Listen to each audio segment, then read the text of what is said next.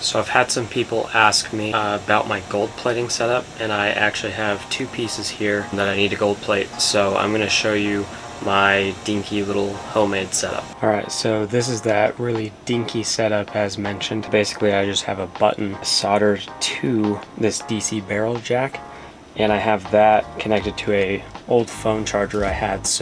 And all I did to prepare for this was wash the piece really well, get all the rouge off of there and everything with Dawn dish soap. Now I'm just going to connect it and plate it.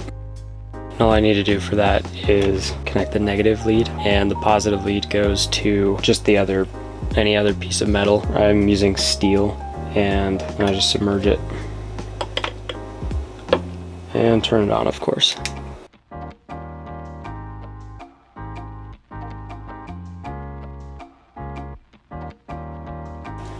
Alright, and that is finished.